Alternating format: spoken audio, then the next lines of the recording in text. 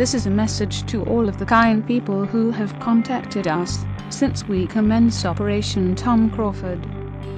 You have supplied us with valuable information as to those responsible for enacting the bank's villainy.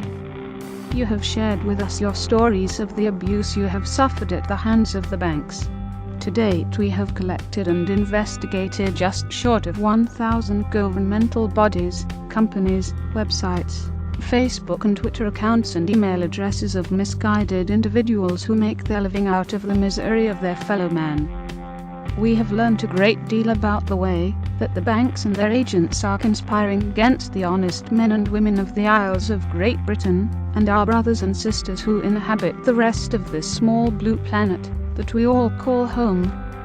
We are disturbed at how many there are who make a living out of stealing or aiding the theft of our people's property without any authority to do so. We have purported courts that are nothing of the sort. They are producing fraudulent documents on behalf of criminal banks that are themselves supposedly owned by us. We have police officers who, instead of protecting the people that they have sworn to protect, do actively conspire with criminal networks so as to permit their crimes. They routinely step outside of their authority and ignore their own rules and regulations. We have video evidence of our constables using police entry kits to breach doors in order to grant certified bailiffs access to carry out civil repossesions. We have people calling themselves bailiffs who are not bailiffs.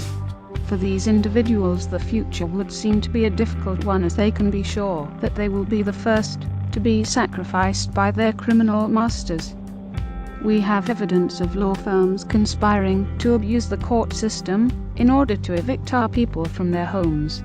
Indeed, it seems that some of the more draconian methods available to them are only avoided so as to avoid negative PR and to keep the costs of evictions to a minimum. These firms are well aware that abuse of a statutory power is a criminal offense. Yet they contrive to abuse these powers for their own criminal ends with apparent impunity. We are disturbed as to how deep this rabbit hole goes. Our operatives are working to expose these criminals. The banks will not stop until the people unite against them.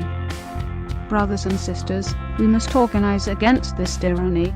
We should expect the police to attempt to infiltrate our protests so as to create the excuse that they need to act against us, and so as to allow the media to villainize us.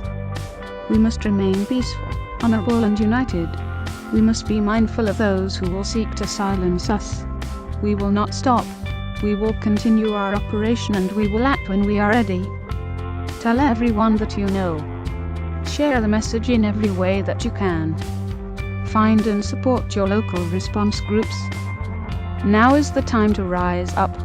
They are few, they are exposed, and they are scared.